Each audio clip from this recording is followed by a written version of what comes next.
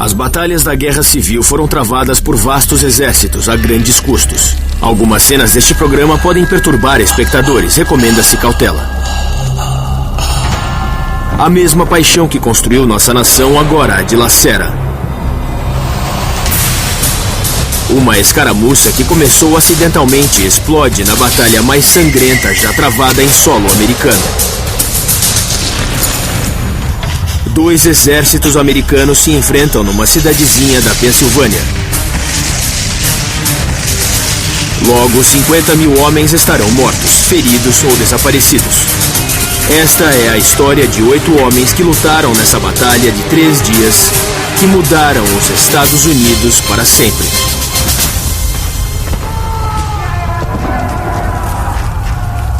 A Batalha de Gettysburg.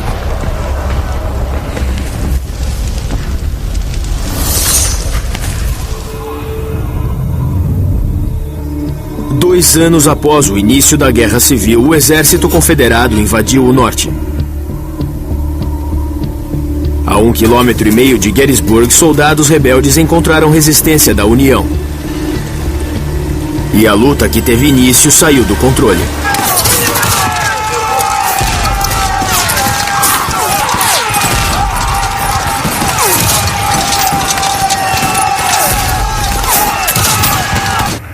Primeiro de julho de 1863, 10 horas da manhã.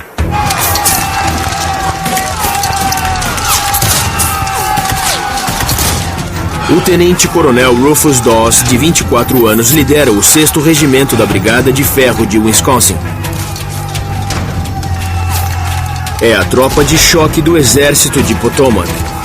420 voluntários da fronteira oeste, que enfrentam os confederados em Antietam. São vigorosos e experientes. Os confederados têm o dobro de homens, mas Dawes e seus soldados os colocaram para correr.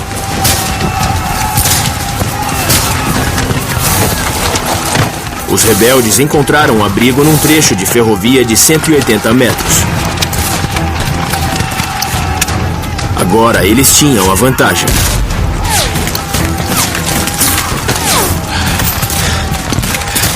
No começo eu achei que eles tinham recuado, mas vi que estava enganado. Quando começaram a tirar em nós a partir do abrigo na ferrovia. Para Dawes, recuar era impensável. O heroísmo era um traço de família. Seu bisavô, William Dawes, lutou ao lado de Paul Revere. As últimas pessoas com quem você ia querer encontrar num campo de batalha eram Rufus Dawes e seus homens. Os soldados do oeste eram aguerridos. Ele era aguerrido e, o mais importante, ele era muito experiente. Nada substitui isso num campo de batalha. Atacar!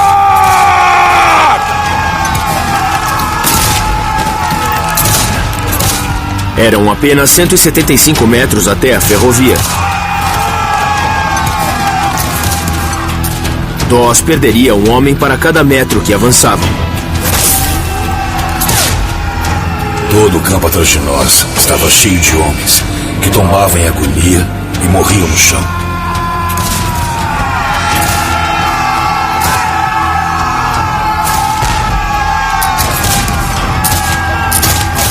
Em meio ao barulho e à fumaça, Dawes contava com as bandeiras do regimento para comandar seus soldados.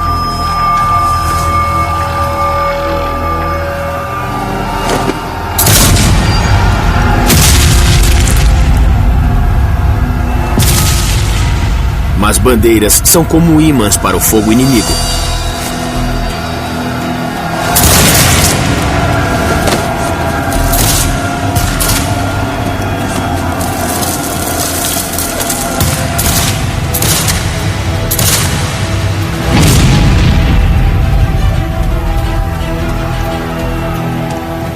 Homens sucumbiam às dezenas. Mas os rapazes se reuniam em torno das bandeiras e seguiam em frente.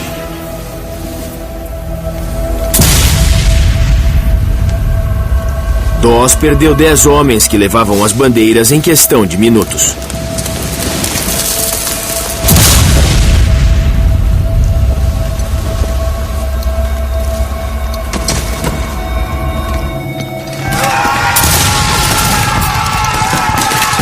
Finalmente, a bandeira confederada estava ao alcance dos homens da brigada.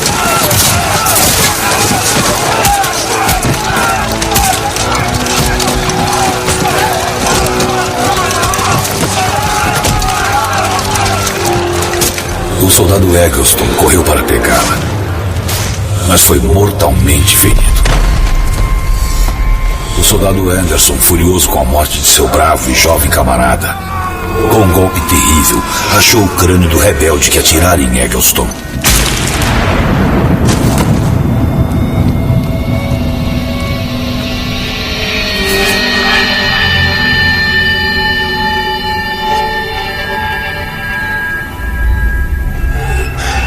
Nessa peleja mortal, o cabo Francis A. Waller conseguiu se apoderar da bandeira dos rebeldes.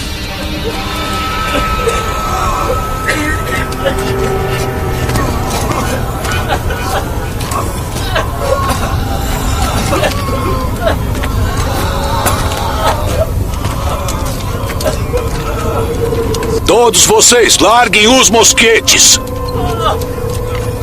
A luta terminou em menos de 20 minutos.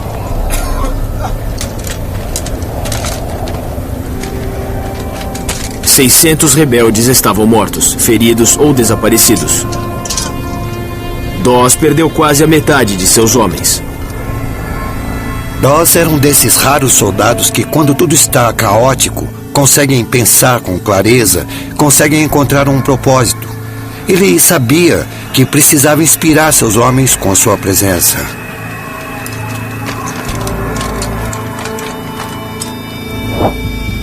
Mas a vitória de Dawes na ferrovia foi uma exceção. Em toda a região de Gettysburg, 28 mil soldados rebeldes esmagavam 20 mil soldados da União. A força confederada, com 75 mil homens, seguia em direção a Gettysburg. O exército da Virgínia do Norte era liderado pelo lendário comandante Robert E. Lee. A estratégia de Lee era levar a luta do sul para o norte e ameaçar cidades como Harrisburg e Washington, D.C. Encontrou o exército no rio Potomac, em Gettysburg. Foi aqui que eles lutaram. Se você olhar Gettysburg no mapa, parece uma roda de vagão, com a cidade no centro e os raios seguindo para várias direções. Robert E. Lee e todos os seus soldados chegaram a Gettysburg, mas não era o que ele queria. Essa batalha começou por acidente, começou por causa das estradas, e à medida que as tropas chegavam a essas estradas, explodiu a maior batalha já travada no hemisfério ocidental. Após uma série de vitórias em todo o sul, o exército de Lee invade o norte no auge de sua força. Robert E. Lee sentia-se confiante enquanto marchava para Gettysburg. Eles enxergavam o fim do túnel, sentiam que se vencessem no norte, a guerra finalmente acabaria. O momento era aquele, 63. O Lee sabia e não queria deixá-lo passar. É preciso lembrar que Lee não estava lá para vencer outra batalha. Robert E. Lee estava lá para vencer a guerra. 1º de julho de 1963, 3 da tarde. No lado norte de Gettysburg, soldados da União levavam a pior. Tudo o que separava a cidade dos ataques aos rebeldes era a 11ª Corporação. Vamos!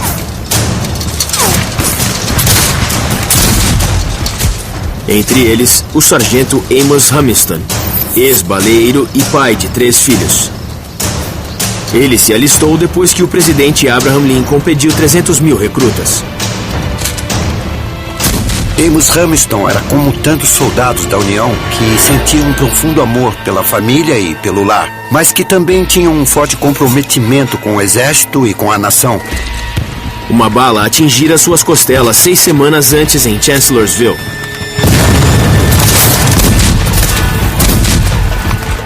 Tudo que eu peço é morrer na batalha como um homem.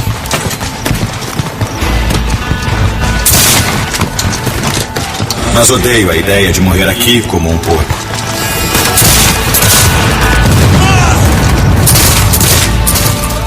As chances estavam contra ele. Fogo!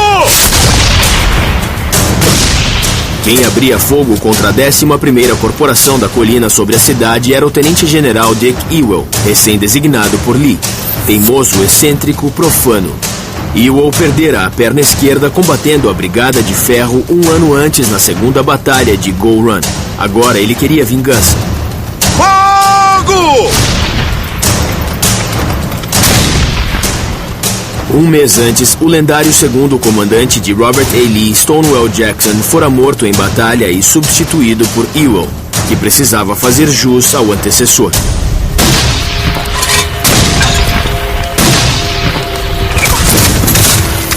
Mas naquele dia, Ewell colocou o inimigo para correr. Após sofrer 9.000 baixas, os soldados da União deixaram Gettysburg.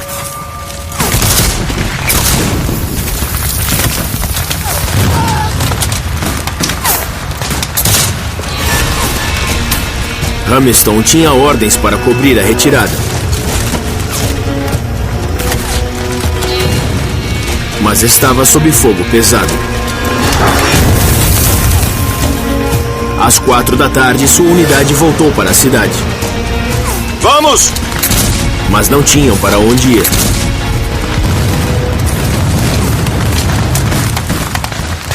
Sob o comando de Ewell, os confederados ocupavam a cidade.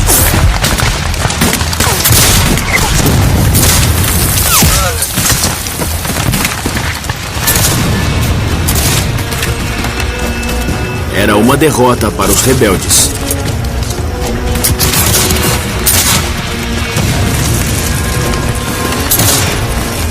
Cercado, Amos Hamilton travaria a maior batalha de sua vida. Vamos!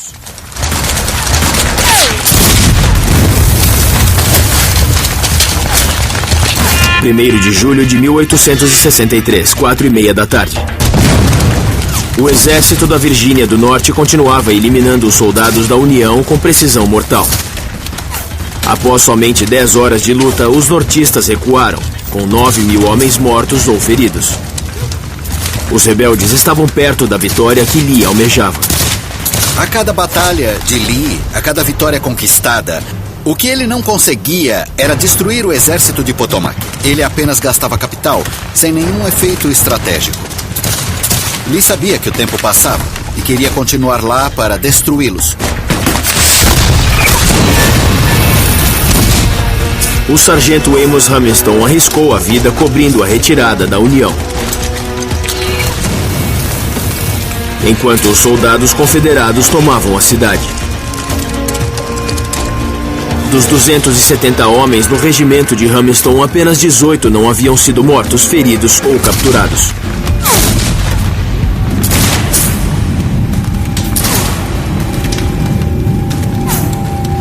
Hamilton estava encurralado. Você colocou os pequenos na cama, querida esposa, e os cobriu com carinho. Meu Frank, Ali e Fred.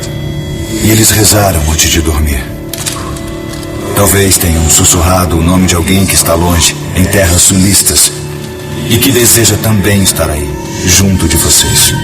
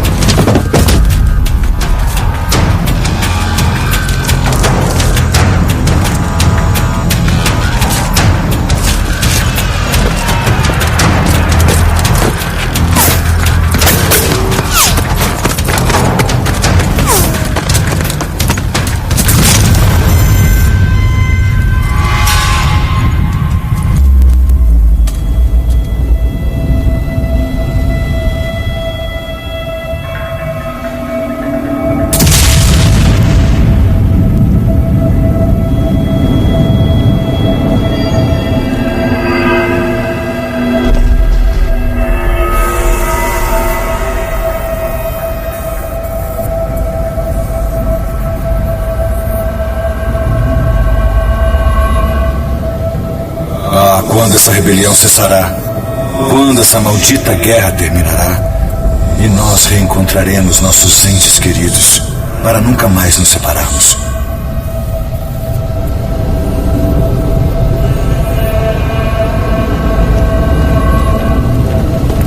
Do outro lado de Gettysburg, moradores amedrontados se escondiam onde podiam, até no cofre do banco da cidade. Outros fugiram enquanto os rebeldes invadiam a cidade.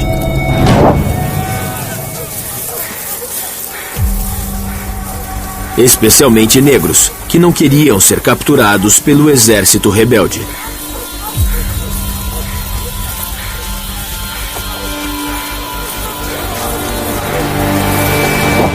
A apenas 7 quilômetros ao norte da linha Mason-Dixon, Gettysburg fazia parte da ferrovia subterrânea, uma rota com casas que escondiam escravos que fugiam para o norte.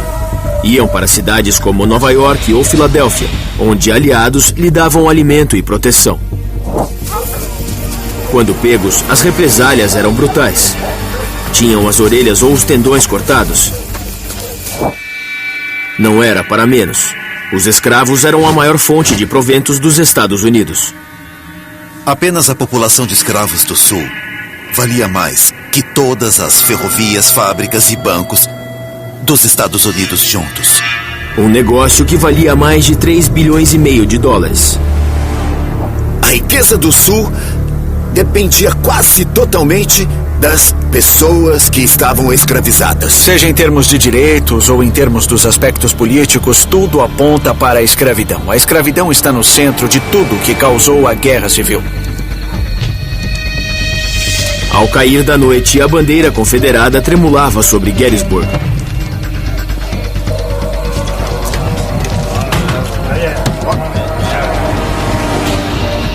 Casas e prédios públicos se tornaram hospitais improvisados que recebiam a multidão de feridos. Fanny Bueller, dona de casa e mãe, colocou a família em perigo ao acolher soldados feridos da União. Eu nunca tinha visto um grupo de homens tão lastimável, com suas roupas sujas e rasgadas, seus chapéus, sapatos e machucados. Senti uma pena imensa deles. Até então, a enfermagem, ofício sangrento, sempre fora uma profissão masculina. Mas durante a Guerra Civil, 20 mil mulheres se inscreveram para cuidar dos feridos. Uma enfermeira da União, Clara Barton, depois fundou a Cruz Vermelha. Os soldados rebeldes batiam de porta em porta, procurando soldados da União, escondidos por toda a cidade. Lee não tinha onde manter os prisioneiros. Durante a guerra, tantos foram capturados que o Norte e o Sul adotaram um código de honra. Os prisioneiros em condicional juravam que não voltariam a lutar até que fossem formalmente trocados. A condicional era assim: eu lhe dou um papel escrito. Não lute mais. E se eu pegar você lutando, então você vai se arrepender. E o que vamos fazer depois é reunir homens do seu exército e homens do nosso exército num lugar que seja neutro e vamos trocar soldados, como meninos que ficam trocando figurinhas, sabe? Eu troco 3 generais por 4 coronéis e 9 tenentes por 15 soldados. A punição por violar a condicional era a morte.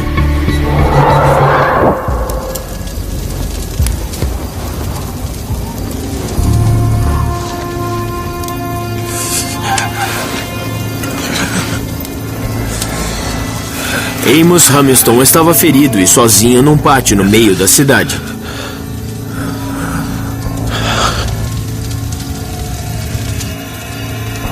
Ele tirou do bolso uma fotografia de seus 3 filhos com uma moldura de vidro. Um presente que sua mulher lhe dera antes que partisse para a guerra.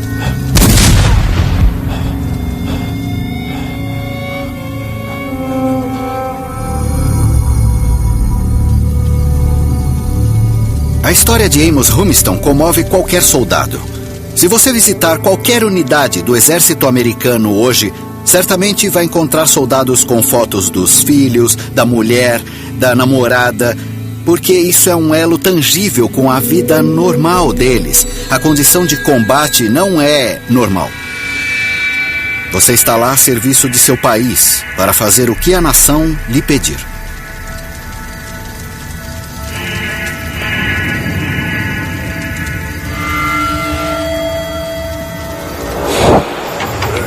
Mas os riscos aumentavam tanto para o norte quanto para o sul. No planalto fora da cidade, Rufus Dawes e o exército da União se preparavam. Era lá que a Batalha de Gettysburg seria decidida.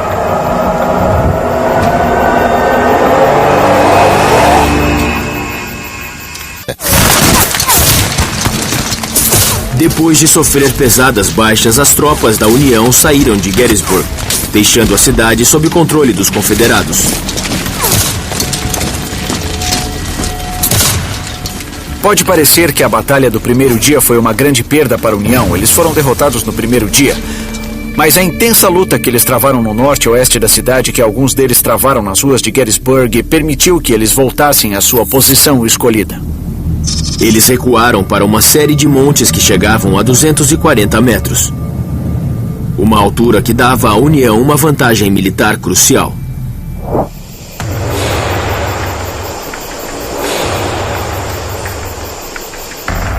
Primeiro de julho de 1863, 9 da noite. No Monte Cope, Rufus Dawes e o que restara de sua brigada de ferro cavavam. Tinham uma nova arma, a pá. Construíam parapeitos, uma forma de defesa que remontava aos romanos. Adiante! Sigam em frente! Alguns oficiais achavam que defesas criavam covardes. Mas não Dawes. Após perder metade de seus homens, ele queria toda a proteção possível.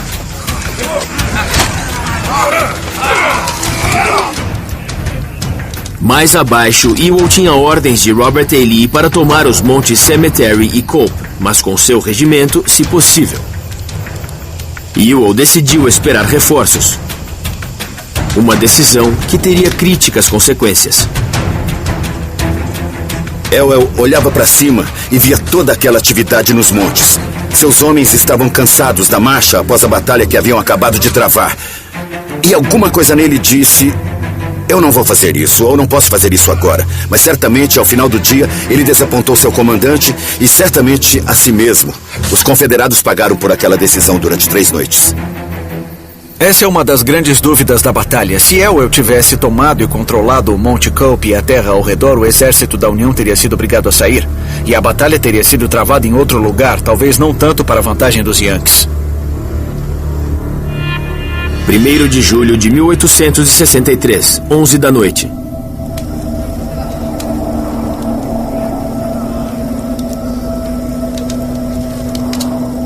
Nos campos ao redor de Gettysburg, dava-se uma sinistra colheita. A dos mortos e feridos do primeiro dia. Quem cuidava dos feridos dos dois lados era o Dr. LeGrand Wilson, confederado, profundamente religioso. Nasceu em Jackson, Mississippi, mas estudou no norte. Sua família tinha 40 escravos no Mississippi. Foi minha primeira experiência num campo de batalha. E foi de um horror indescritível. Se todos os seres humanos pudessem ver o resultado das loucas paixões humanas como eu vi naquela noite, a guerra acabaria. Jamais haveria outra batalha. A espantosa quantidade de mortos na Guerra Civil é algo difícil de absorver. O número de soldados que morreram na Guerra Civil costuma ser estabelecido entre 620 e 630 mil. Hoje, isso corresponderia à perda de 6 milhões de vidas.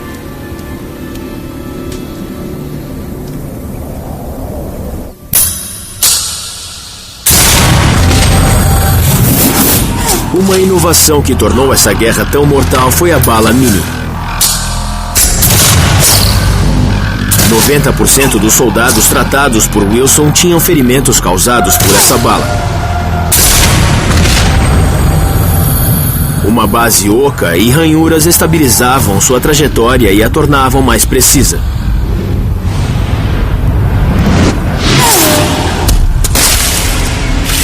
No impacto, ela se achatava, causando ferimentos muito maiores do que as balas dos mosquetes tradicionais. A bala deformada quebrava os ossos, cujos estilhaços perfuravam o corpo. Suas ranhuras continham bactérias letais que causavam gangrena, cujo único tratamento era a amputação.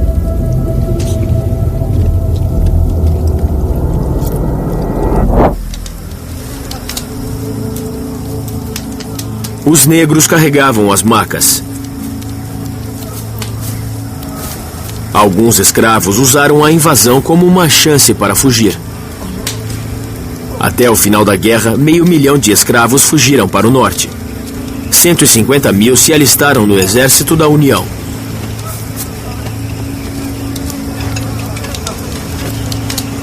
O Dr. Wilson perdeu um membro da família no primeiro dia da batalha.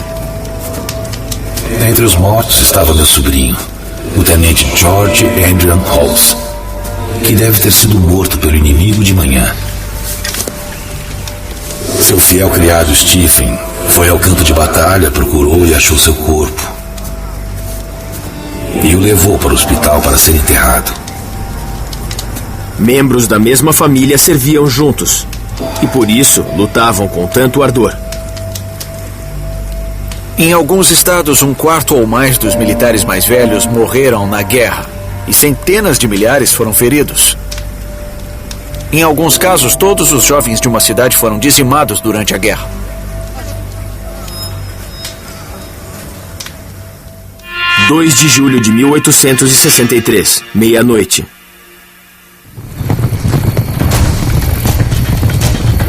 Os montes ao redor de Gettysburg. No ano anterior, o presidente Abraham Lincoln demitiu 5 comandantes do Exército da União. O 6º comandante, George Meade, orgulhoso, explosivo, formado em West Point como Robert E. Lee, estava há apenas 3 dias na função. Quando o mensageiro chegou com a notícia de sua promoção, ele pensou que estava sendo preso. Mas Meade chegou com uma vantagem: o terreno alto. Sendo topógrafo, ele sabia como usá-lo. Posicionou seus soldados de modo a tirar vantagem do terreno.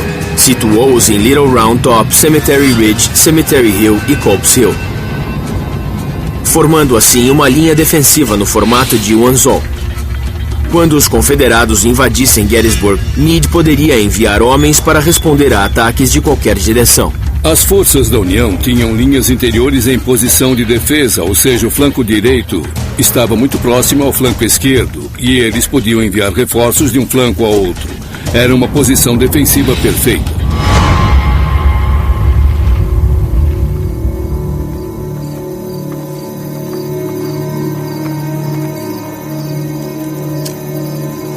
Os soldados rebeldes na cidade não repararam em Amos Hamilton. Mortalmente ferido, ele se preparava para morrer sozinho, apenas com a fotografia de seus filhos. Como eu gostaria de vê-los, ver a mãe deles mais uma vez. Espero que possamos voltar a nos ver um dia. Quando eu os vir, direi bem mais do que consigo agora. Comportem-se. Então, adeus. Amos Hamilton sangrou até a morte, sem identificação.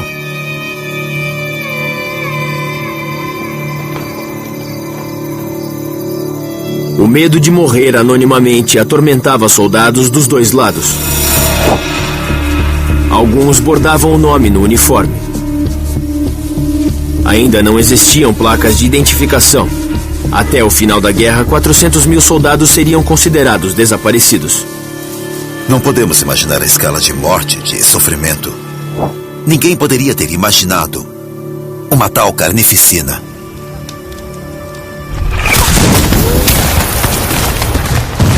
O segundo dia em Gettysburg trouxe mais devastação e um ousado ataque rebelde. Em jogo, a vitória em Gettysburg ou talvez na Guerra Civil.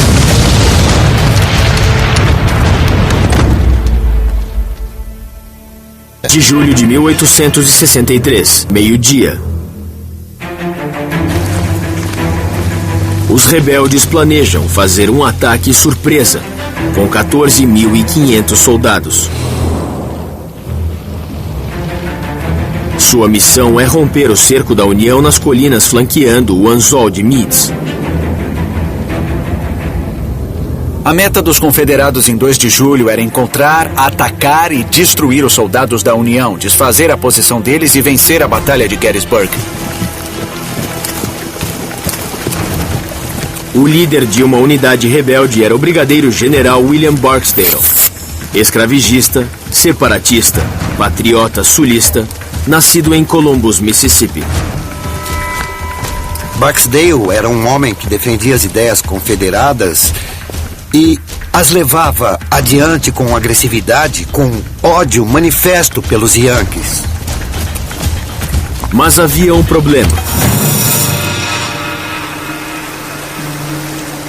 O território à frente dele não fora patrulhado, pois a cavalaria de Lee estava longe, a 19 quilômetros de distância, recolhendo suprimentos. A cavalaria, os olhos e ouvidos de qualquer exército não estava mais em comunicação com Lee. Lee estava cego no campo de batalha. E por causa disso ele não sabia o que a União estava fazendo, e isso, é claro, prejudica qualquer exército.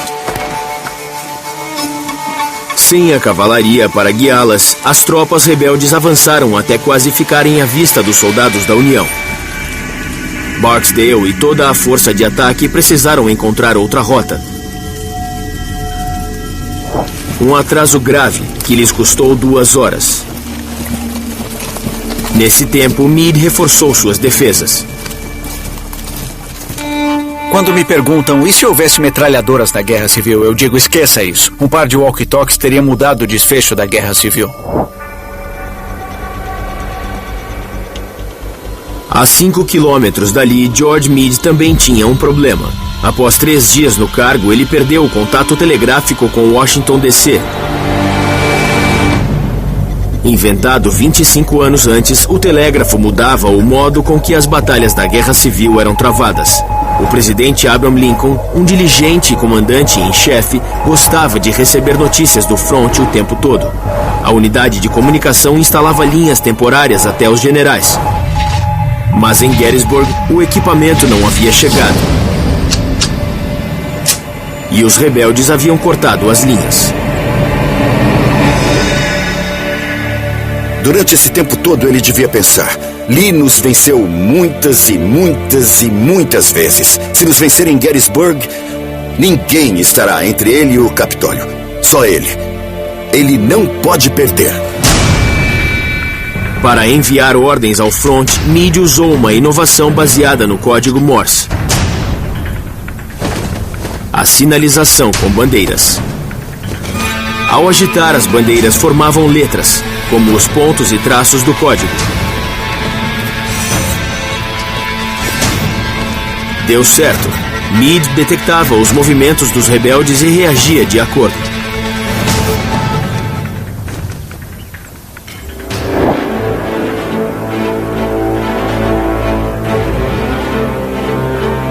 Enquanto isso, no Monte Coop, Rufus Dawes esperava com o que restara da Brigada de Ferro. No dia anterior, haviam rechaçado os rebeldes na ferrovia.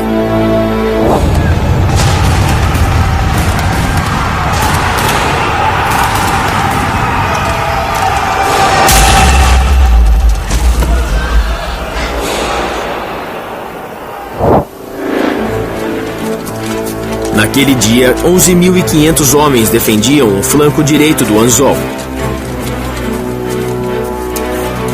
O Anzol de Meade, que se estendia por mais de 5 quilômetros, era formidável. Defesas ao longo do terreno alto tornava a linha da União quase impenetrável, desde que os soldados permanecessem em posição.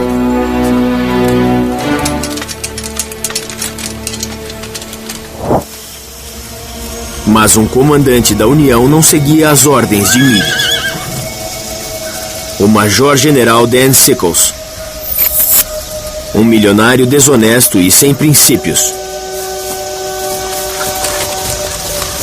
Acabara de ser absolvido por assassinar o amante da esposa, usando pela primeira vez nos Estados Unidos o argumento de loucura temporária, e sairia de Gettysburg com a imagem ainda mais manchada. Dan Sickles só pensava nele mesmo. Se alguma coisa não beneficiasse Dan Sickles, ele nem se interessava pela coisa. Ele não frequentou West Point, não tinha experiência militar, mas usou seu dinheiro, influência e poder para montar seu regimento.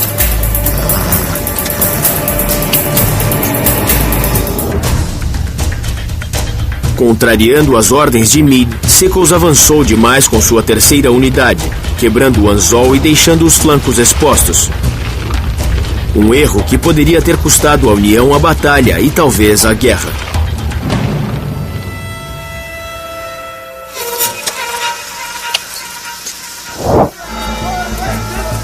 Após horas de atraso, a força rebelde finalmente se posicionou, mas Lee perdera o elemento surpresa. A União sabia que eles estavam lá.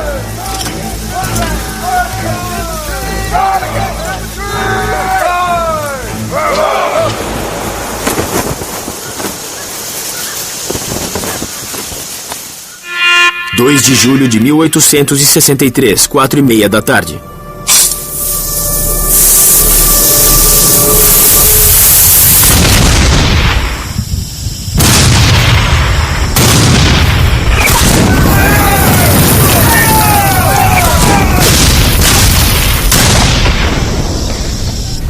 No Monte Cope, Dawes ouviu o ataque começar.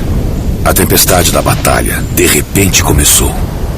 Fogo de artilharia e de mosquetes trovejava e explodia por toda parte. Onda após onda de soldados rebeldes lançaram um dos ataques mais épicos da Guerra Civil. Barksdale estava perto da batalha que sempre desejou, mas tinha ordens para não avançar. Vamos avançar! William Barksdale estava pronto. Mal podia se conter, mas precisou esperar.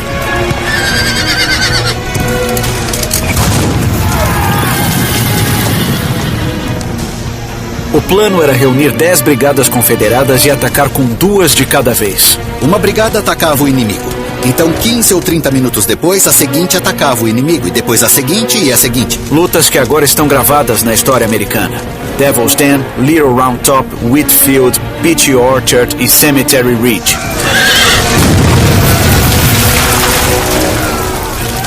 Barksdale viu que o erro de Sickles deixara a União vulnerável, criando a melhor chance para que o Sul conquistasse a vitória. Mas ainda tinha ordens de conter seus homens.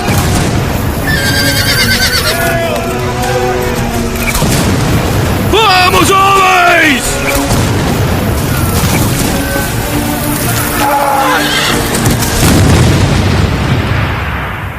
(2 de julho de 1863, 5:30 da tarde).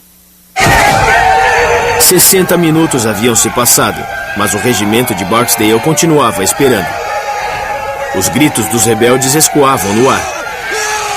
Cada unidade tinha um som único, feroz, selvagem, assustador.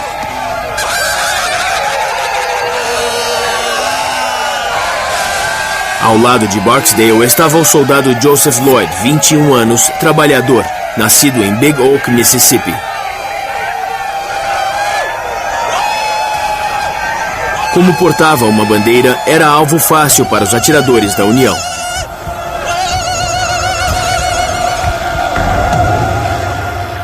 (2 de julho de 1863, 6 da tarde). Vamos, homens! 90 minutos após o início dos ataques, Barksdale e seus homens finalmente foram liberados para lutar.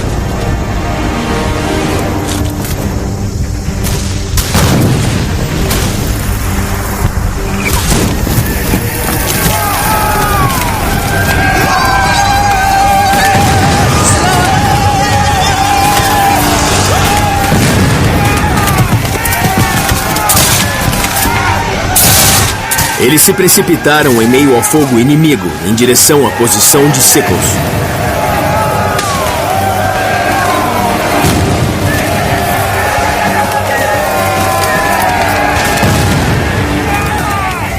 O que aconteceu depois poderia mudar o curso da guerra.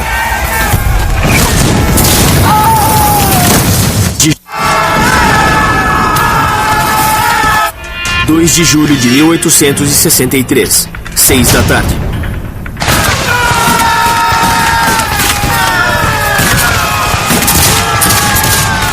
Cheios de adrenalina, seguros de sua causa, William Barksdale e sua brigada do Mississippi finalmente atacaram. Vamos! Seus 1.600 homens eram parte de uma vasta ofensiva. 21 mil soldados atacavam a linha de Meade desde Little Round Top até Cemetery Ridge. Um ataque definitivo com o fim de vencer a Guerra Civil. A missão de Barksdale era romper as defesas da União em Cemetery Ridge.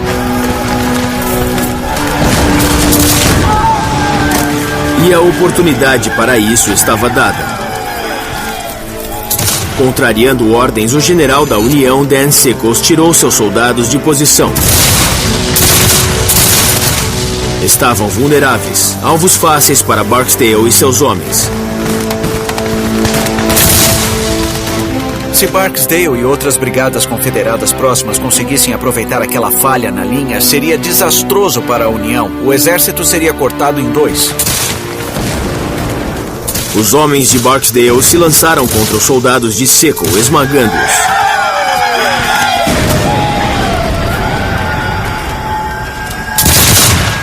Suas defesas começaram a cair, e toda a linha de Meade poderia sucumbir. William Barksdale e seus homens atropelaram os Yankees. Esmagaram os soldados da União, capturaram várias centenas, se não mais, e depois continuaram a seguir em direção a Cemetery Ridge. Observando do alto do Monte Cope, Rufus Dawes percebeu que o exército estava em apuros. Víamos claramente que nossas tropas perdiam terreno. Milhares recuavam. O suspense e a ansiedade eram terríveis. A linha rebelde avançava. O grito dos rebeldes predominava. A ofensiva de Lee estava dando certo. Ele tinha condições de conquistar a vitória definitiva que buscava. Meade não teve escolha. Retirou 8 mil homens do Monte Cope para rechaçar os rebeldes.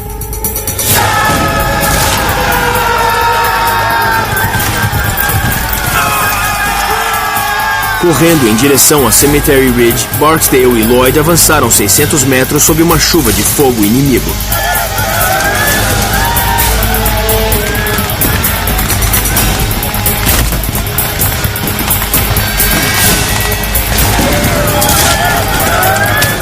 O comandante da União, Dan Sickles, não teve tanta sorte. Uma bala de canhão amputou sua perna.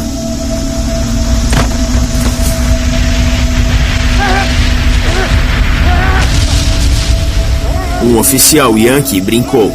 É uma má notícia para Sickles, mas uma boa notícia para a União.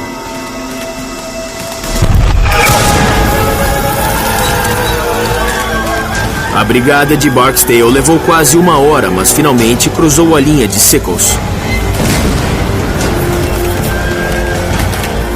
Soldados da União começaram a fugir. Os homens de Barksdale se aproximaram de Cemetery Ridge, farejando vitória. Mas avançavam diretamente para mais de 20 canhões da União, a 400 metros de distância, cada um capaz de disparar 2 balas por minuto.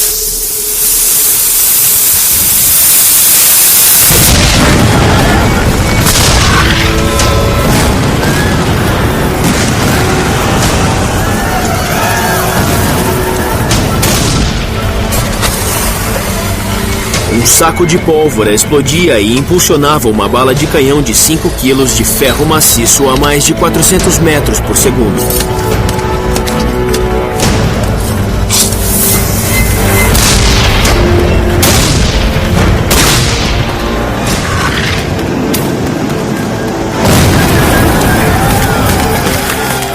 Àquela distância, Barksdale e Lloyd seriam feitos em pedaços. Barksdale foi gravemente ferido durante o ataque. Foi atingido na perna esquerda, era um ferimento perigoso e sangrava profusamente. Pediram-lhe que deixasse o campo, mas ele recusou. Continuou liderando o ataque. Mesmo tendo perdido parte do pé esquerdo, continuou na cela. liderando o ataque. Sabia o que estava em jogo. A brigada do Mississippi chegou perto de cruzar as linhas da União, mas os reforços de Meade barraram o caminho de Barksdale e Lloyd. Eu virei para frente e vi o inimigo correndo pelo mato e atirando em nós. Eles tinham vindo do alto do monte. E o valente Barksdale cavalgou até nós e assim mesmo gritou: "Adiante!" Exaustos, os homens de Barksdale finalmente saíram da formação, perdendo o poder de fogo combinado. A bandeira rebelde tornava Lloyd um ímã para balas. Um choque, como se eu tivesse um ferro na mão esquerda e uma ponta tivesse prendido no chão.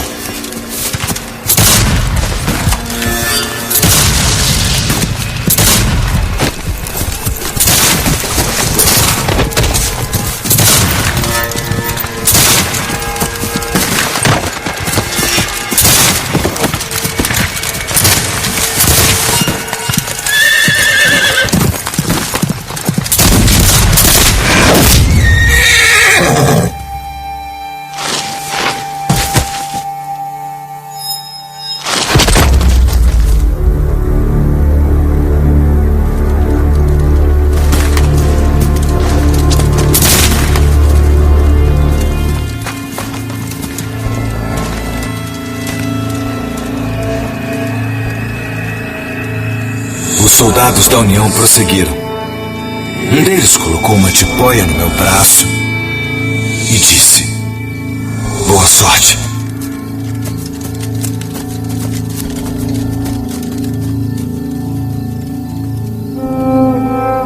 %50 dos homens da brigada de Barksdale estavam mortos, feridos ou capturados.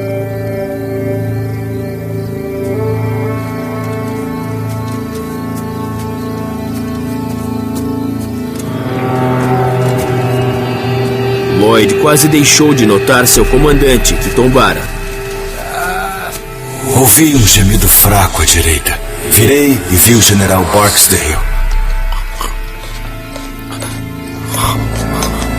Que decepção quando levei meu cantil até seus lábios para matar sua sede. E vi que uma bala o furara, esparramando toda a água. Ouvi sua última mensagem para sua brigada e o deixei, prometendo que mandaria uma maca. A batalha de Barksdale acabara. Seus últimos pensamentos foram para sua família. Eu nunca lamentei as decisões que tomei. E mesmo morrendo, não as lamento agora. Que Deus proteja e cuide da minha querida esposa e dos meninos. Diga a todos que eu morri como um bravo.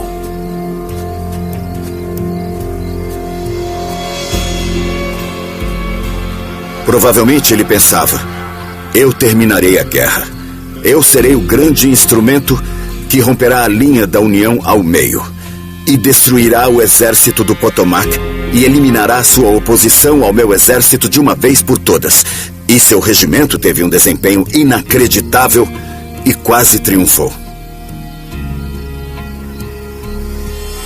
O anzol de Meade resistira. Era o fim da ofensiva. O general confederado Longstreet disse que haviam sido as melhores 3 horas de luta jamais realizadas em qualquer campo de batalha. 16 mil estavam mortos, feridos ou desaparecidos de ambos os lados. Mas o segundo dia ainda não terminara. Para afastar os rebeldes, Meade tirou soldados do Monte Cope. Ao cair da noite, apenas 1.400 soldados da União continuavam a defendê-lo. Era uma oportunidade que os confederados não perderiam. Era a grande chance deles. 2 de julho de 1863, 8 da noite. No Monte Cope, Robert E. Lee percebe uma nova chance de vitória. Meade tirou 8.000 soldados do monte para repelir o ataque rebelde. Apenas 1.400 soldados haviam restado. Agora 4.500 rebeldes avançam na direção deles.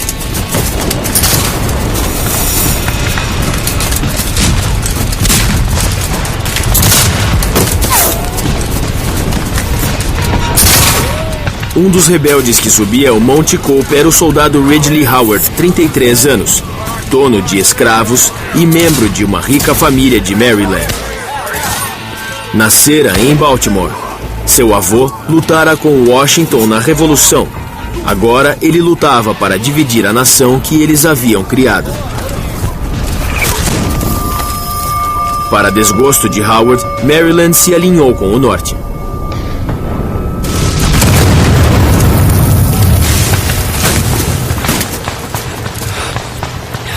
Maryland estava muito dividido na parte leste do estado. A escravidão estava enraizada, arraigada. Ridley Howard vinha dessa economia rural da classe escravagista.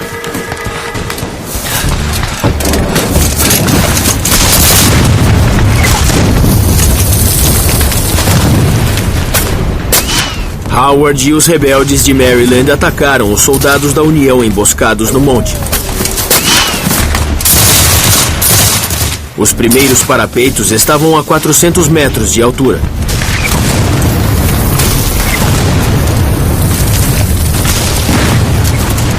Foi um caos. Balas e projéteis voavam em todas as direções.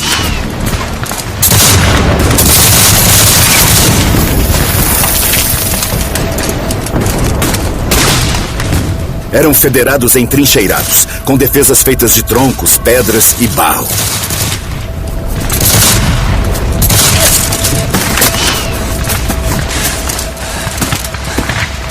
Eles deviam estar pensando: essa é a minha última luta. Eu não vou escapar daqui. Como se manter eficiente assim é isso que faz um verdadeiro herói. Prosseguíamos em costa acima, nossa linha continuamente rompida pelas imensas pedras das quais precisávamos desviar. Howard enfrentava uma luta tão feroz que um rebelde a chamou de matadouro. Não era uma posição nada agradável, com gritos contínuos de que estávamos atirando em nossos próprios homens.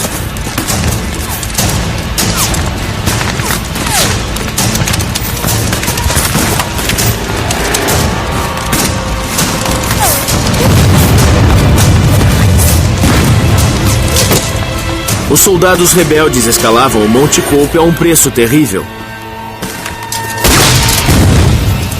Mas a recompensa valeria a pena.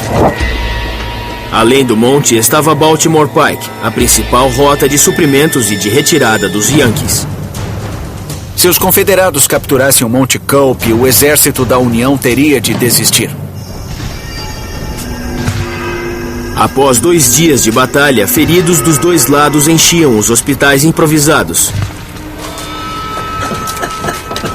Num deles, o soldado Joseph Lloyd estava prestes a perder um braço.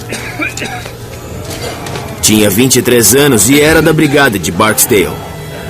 Na Guerra Civil, para cada soldado morto em batalha, 2 morriam após receberem cuidados médicos. A solução mais rápida para a maioria dos ferimentos graves era a amputação. A medicina ainda engatinhava, mas já havia anestesia. O clorofórmio acabara de ser descoberto e a morfina era distribuída generosamente. 1000 galões de uísque também estavam à mão.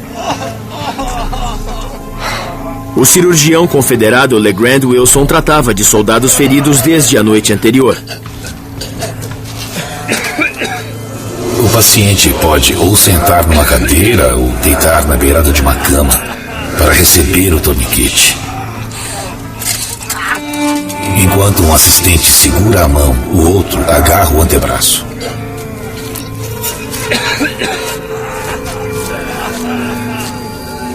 A amputação levava em média 12 minutos.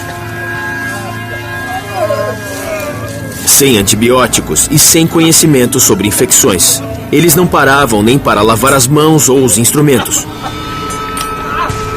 Os cirurgiões trabalhavam 24 horas por dia.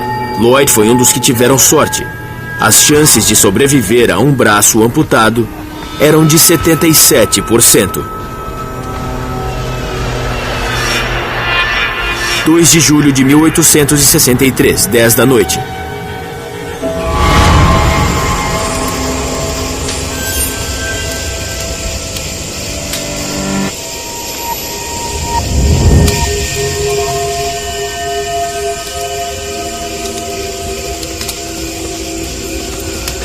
Rufus Dawes e seus homens estavam entre os poucos Yankees que haviam restado no Monte Cope.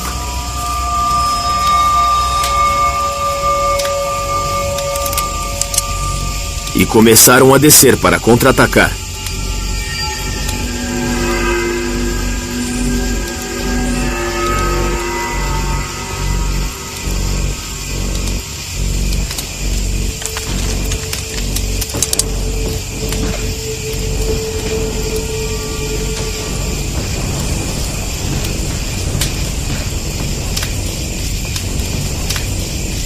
É um ataque! Cuidado!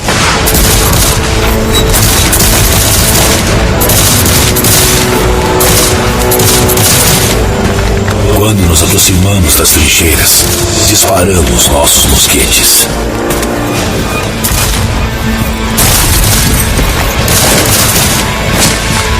Devido à escuridão e à surpresa de nossa chegada, o inimigo atirou cegamente.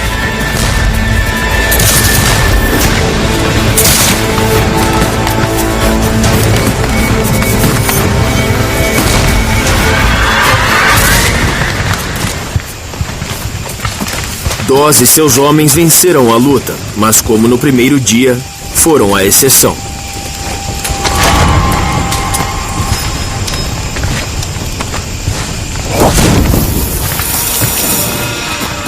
Perto dali, a unidade de Ridley Howard tomou um trecho crucial de defesas e continuou avançando sob fogo pesado.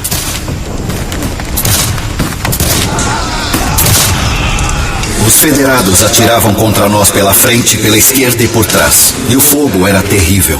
Aumentava a cada passo que dávamos. Mas nós persistimos.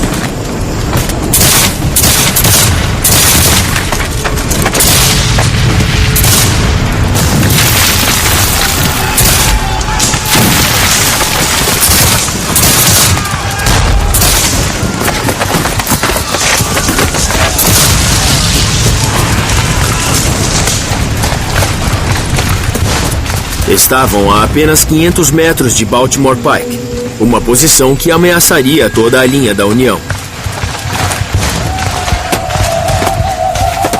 Mas à noite, em terreno desconhecido, uma grande oportunidade foi perdida. Eles estavam na retaguarda do exército da União, estavam no flanco do exército da União. Mas devido a algo tão simples, a escuridão, eles nem sabiam quão perto estavam. Incapazes de distinguir amigos de inimigos, eles pararam de atirar. Se os confederados tivessem conseguido tomar o Monte Cope na noite de 2 de julho e rompido a linha, teriam tomado o centro de comunicações da União em Baltimore Pike, onde também estavam os vagões de suprimentos e a artilharia de reserva. Isso teria forçado Meade a bater em retirada e poderia ter sido uma grande reviravolta a favor dos confederados.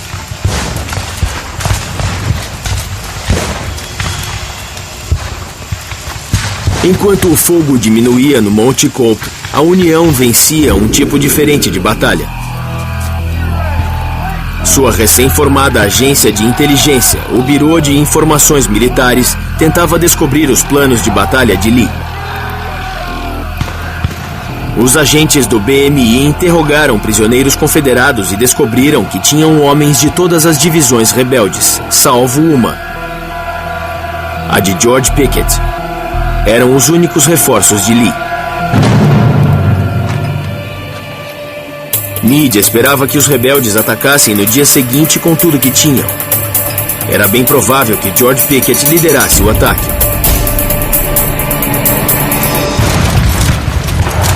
Fogo! No dia seguinte, Ridley Howard enfrentaria seus vizinhos de Maryland numa luta mortal. E Robert E. Lee lançaria um último ataque decisivo com a unidade de Pickett.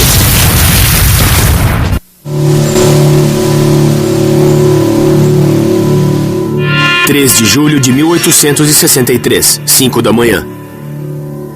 Gettysburg, terceiro dia, 5 da manhã. A tensão nunca esteve tão alta.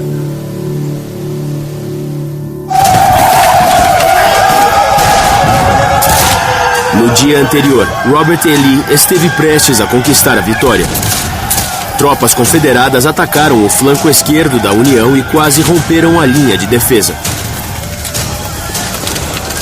Robert E. Lee sabia que havia chegado muito perto.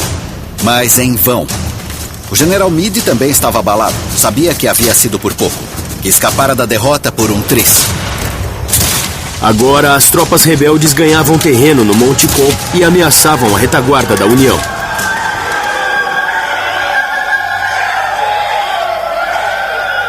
Meade mandou reforços.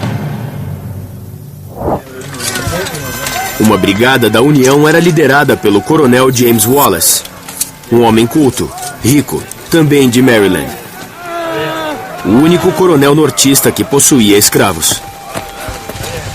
Durante a Revolução, seu avô e o de Ridley Howard haviam lutado no mesmo regimento.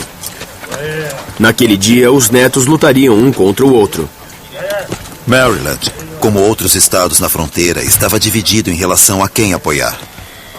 Precisavam decidir de que lado estavam. Maryland era um dos 5 estados na fronteira leais à União, mas lá a escravidão era legal. Escravagistas discutiam com anti-escravagistas. Tropas federais ocuparam Baltimore durante toda a guerra para evitar um levante confederado.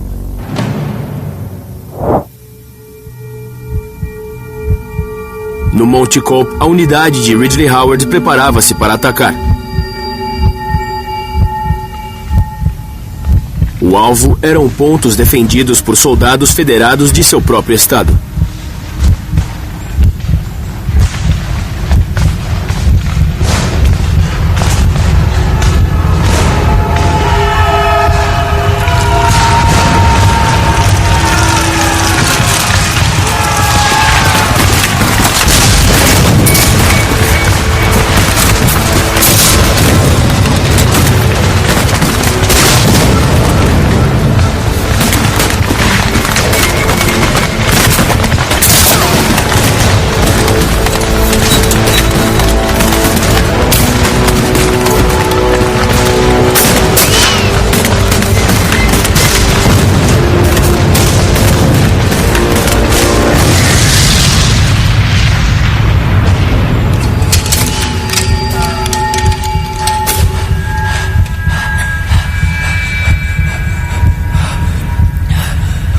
Os homens pareciam sentir a gravidade da ocasião e entender o caráter desesperado do ataque a ser feito.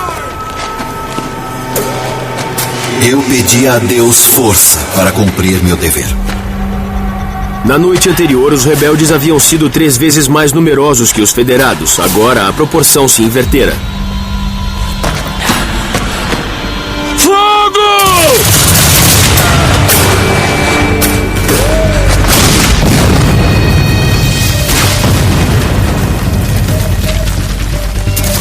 Parecia que toda a minha companhia estava sendo varrida pela chuva de balas e projéteis que caía sobre nós.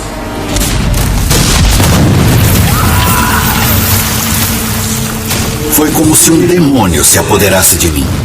Eu só tinha um pensamento: vingar meus camaradas. Apontar! Fogo!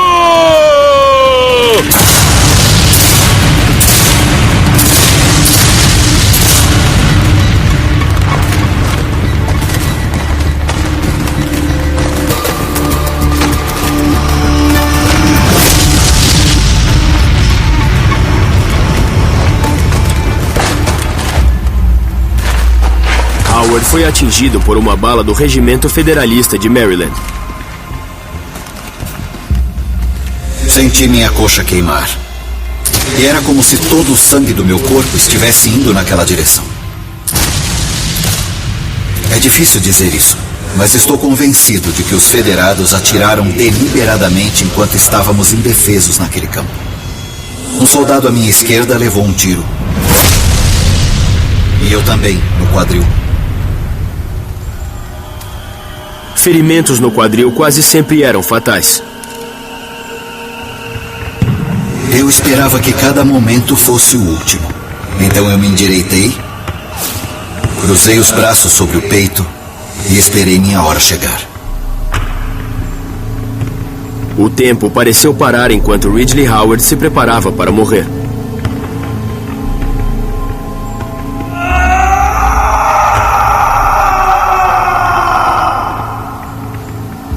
James Wallace não deixaria um nativo de Maryland sofrer, não importava de que lado estivesse. Os primeiros confederados de Maryland nos atacaram e foram esmagados. Com pesar, recolhemos nossos velhos amigos e conhecidos e cuidamos deles com cuidado e carinho.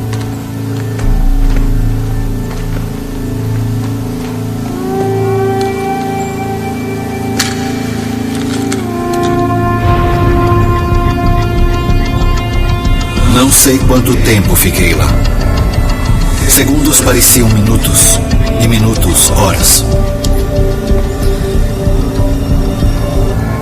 Os soldados de quem Howard menos esperava ajuda correram para socorrê-lo. Os mesmos federados que haviam atirado nele.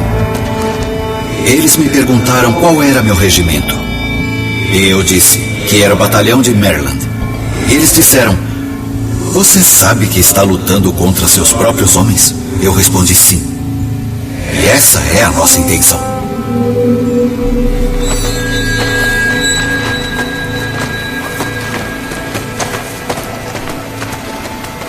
Como a investida rebelde ao Monte Cope foi frustrada, Robert E. Lee preparou outro ataque devastador. Seria uma das batalhas mais famosas da Guerra Civil, com 12.000 soldados confederados e centenas de canhões. A maior barragem de artilharia da história da América do Norte estava prestes a começar.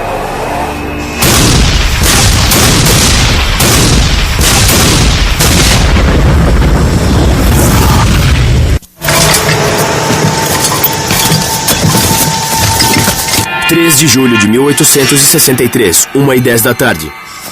Após 2 dias de ataques e contra-ataques, Robert E. Lee estava prestes a lançar a ofensiva que decidirá a Batalha de Gettysburg e o curso da guerra.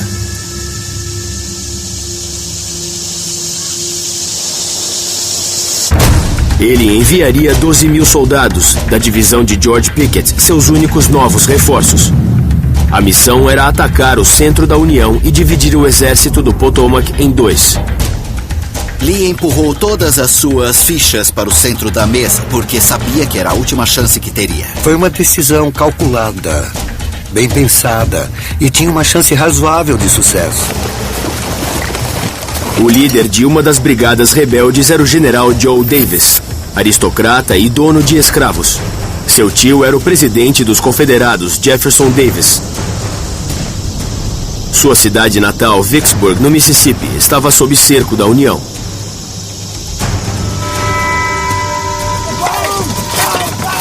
Para enfraquecer as defesas da União, os confederados posicionaram 160 canhões.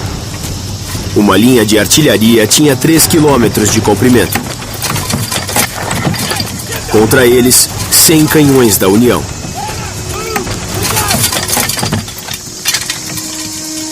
Fazia 31 graus e o calor era brutal.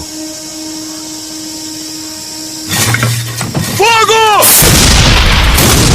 Fogo! Fogo!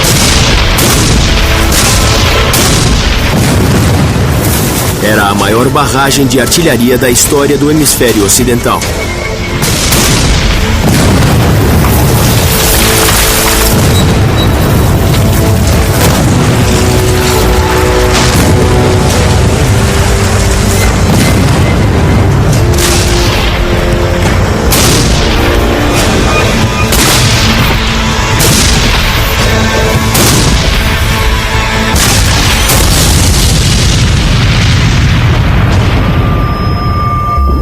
A percussão sacudia os órgãos internos.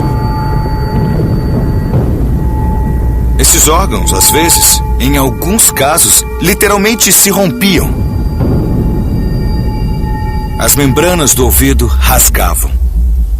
Por isso, o sangue escorria pelo rosto de alguns soldados da artilharia.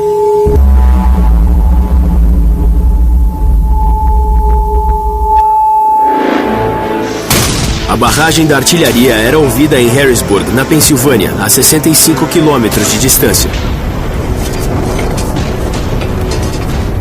Cessar fogo! Cessar fogo! Cessar fogo! Para que Lee pensasse que danificaria a artilharia da União, os comandantes ordenaram um cessar-fogo. Às 3 da tarde, a artilharia confederada também parou de atirar. Uma calma sobrenatural reinava sobre o campo de batalha. A fumaça do bombardeio ainda pairava naquele dia sem vento. Os Yankees esperavam um ataque violento dos sulistas. Os sulistas sabiam o que tinham que fazer e o que enfrentariam, e deve ter sido um momento tenso enquanto eles se olhavam através do campo.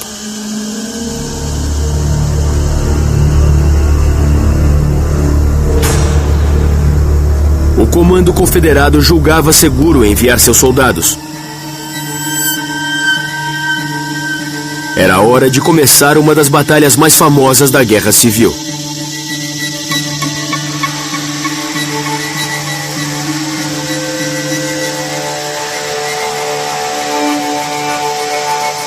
Avançar! Joe Davis e seus homens começaram a avançar. Era parte de um ataque rebelde que se estendia por 1,5 km.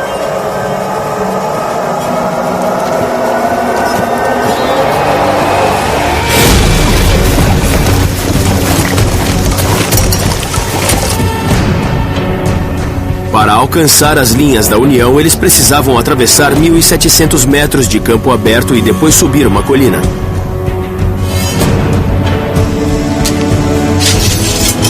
Mas o que os líderes confederados não sabiam era que a artilharia da União ainda tinha muito poder de fogo.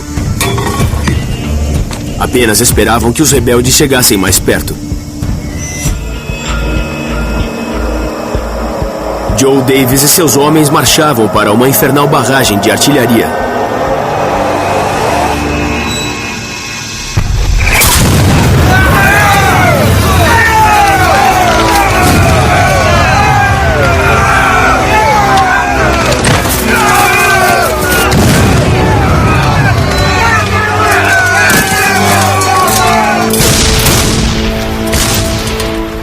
Primeiro, o canhão rifle de artilharia, feito com 4 camadas de 11 centímetros de ferro fundido.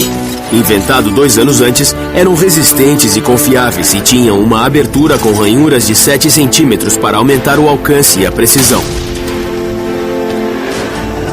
O canhão disparava balas que explodiam no momento do impacto. Projéteis e estilhaços explodiam sobre a cabeça dos inimigos.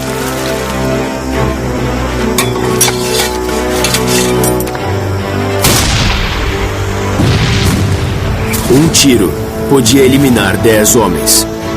Estar na mira dos projéteis desses canhões da artilharia era completamente devastador.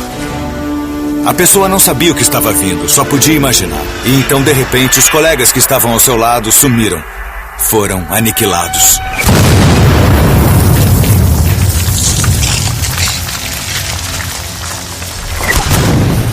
Parar para responder o fogo em campo aberto era suicídio.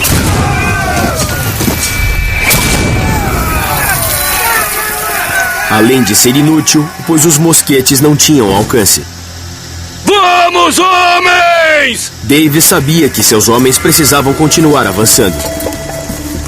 Éramos cada vez menos numerosos a cada passo, sob aquele fogo destrutivo que atingia fatalmente nossa frente e flanco esquerdo. Os soldados mostravam grande calma, dispostos a avançar sem parar, fechando os intervalos em suas fileiras. A meio caminho de Cemetery Ridge, os rebeldes entraram na mira do canhão Napoleão. O mais antigo e também o mais popular na Guerra Civil. Disparava 4 tipos de munição, incluindo balas de canhão de 6 quilos. Quando lançadas na frente de soldados que avançam, podem derrubar uma fileira como se fossem pinos de boliche. É difícil entender como eles continuaram avançando diante de tal ataque. Revelaram um altíssimo grau de coragem. Até que pudessem revidar, Davis e seus homens foram apenas alvos de prática de tiro para os federados. O ataque, que ficou conhecido como Investida de Pickett, era barrado a tiros de canhão.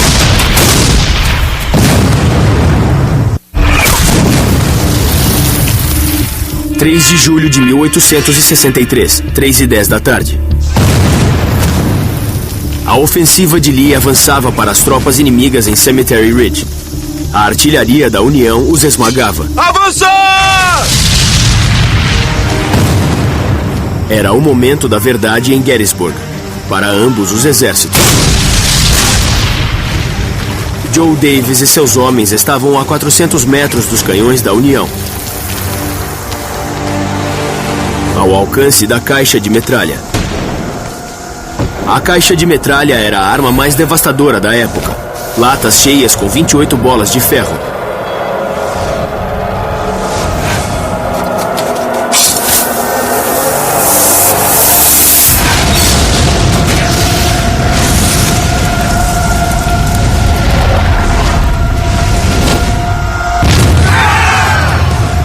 A caixa explodia, lançando as bolas de ferro sobre os inimigos a centenas de metros por segundo.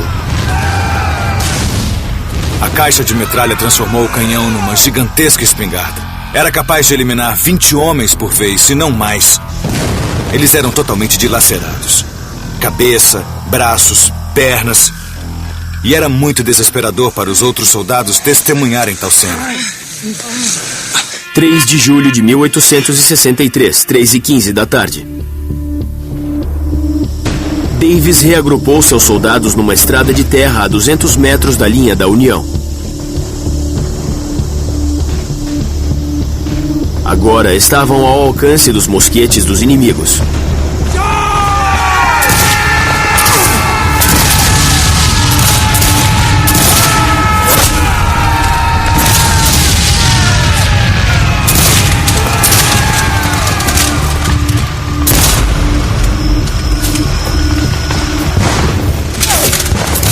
Uma cerca que usavam como proteção recebeu 836 tiros. A brigada à esquerda de Davis não conseguiu chegar, deixando o flanco exposto e abrindo um intervalo na linha dos rebeldes.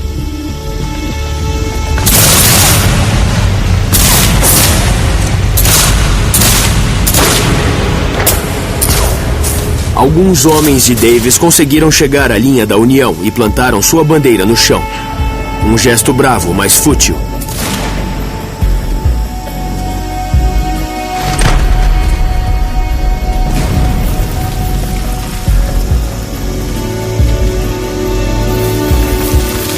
O restante da unidade de Davis cedeu e recuou. –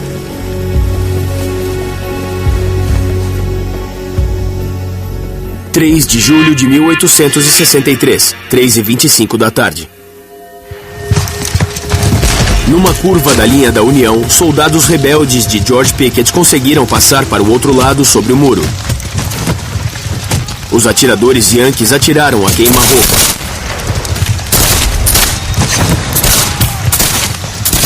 Era a hora do combate corpo a corpo. Era extremamente brutal. Os homens usavam seus cabos de mosquetes, suas facas de guerra, suas baionetas para bater, assim como outras armas. Os rebeldes tomaram 3 canhões, mas logo foram dominados. Era a última chance de Lee em Gettysburg. Mas não bastou. Eles quase dividiram o exército da União em 2, quase conseguiram. O momento mais promissor de Robert E. Lee se transformou em sua maior derrota. 3 de julho de 1863, 3h35 da tarde. Toda a linha rebelde bateu em retirada. Eles foram obrigados, forçados a se retirar pelo mesmo terreno em que fizeram um ataque tão corajoso e intrépido.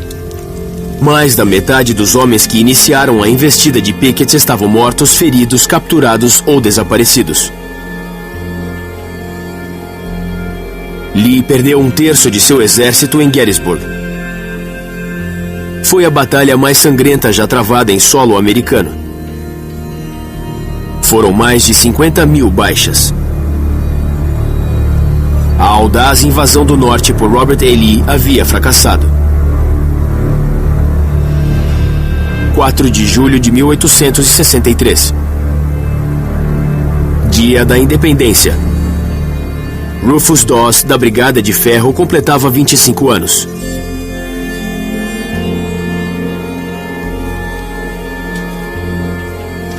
Que aniversário triste.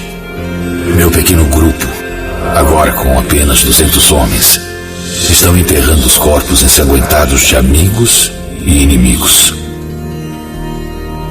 Hoje não há luta. A guerra civil ainda duraria mais 2 anos. Gettysburg não foi a última chance de Lee vencer, mas foi a melhor. Ele nunca mais chegaria tão perto da vitória. O povo do Norte passou a acreditar que o alto comando militar da União era capaz de vencer Robert E. Lee no campo de batalha. Ninguém achava que a guerra estava perto de acabar, mas muitos no Norte se consolaram com a vitória em Gettysburg, esperando realmente que, de fato, a corrente mudaria a favor deles. Por muitos motivos, essa batalha se tornou um evento americano importante e crucial.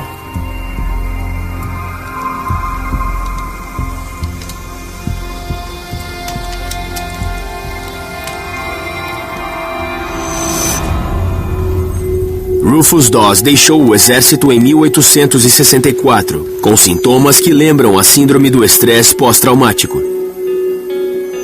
Seu filho Charles se tornou o 30º vice-presidente dos Estados Unidos da América ao lado de Calvin Coolidge. Joe Davis despertou para a notícia de que sua cidade natal, Vicksburg, fora tomada por Ulysses S. Grant. Adoeceu gravemente, mas manteve o comando. Acompanhou Lee até Appomattox, para a rendição formal do Sul.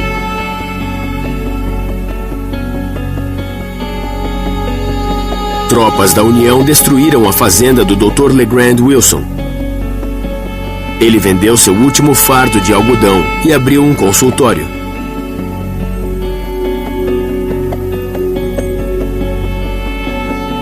Ridley Howard se recuperou e voltou para a guerra. Perdeu uma perna em Cold Harbor em 1864. Segundo a lenda, seu fantasma ainda assombra sua casa em Baltimore.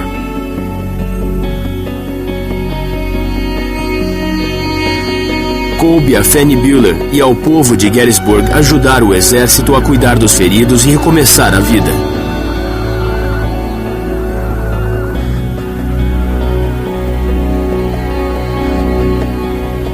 A cidade de Gettysburg foi tomada durante meses pelos feridos. O cheiro da morte pairou no ar por semanas, por meses. Então, os horrores que se seguiram àquela batalha foram os maiores da guerra. Uma menina encontrou um soldado caído no quintal.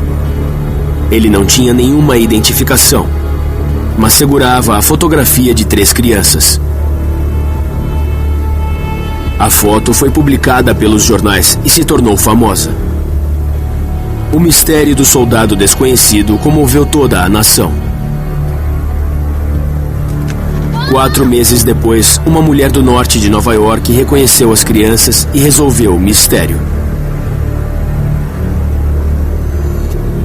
O soldado era Amos Humiston. Ela era a viúva. Humiston foi enterrado num novo cemitério no campo de batalha de Gettysburg. O presidente Abraham Lincoln falou durante quase 2 minutos em sua homenagem. A batalha e seu discurso ecoarão através das eras.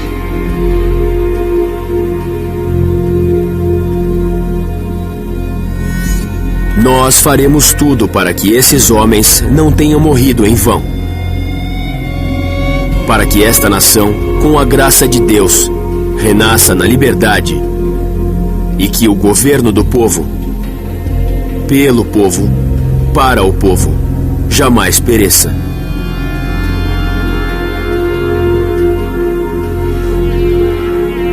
Gettysburg foi um ponto de virada na guerra que decidiu o futuro dos Estados Unidos. Preservou uma nação que nasceu livre e sob o princípio de que todos os homens são criados iguais.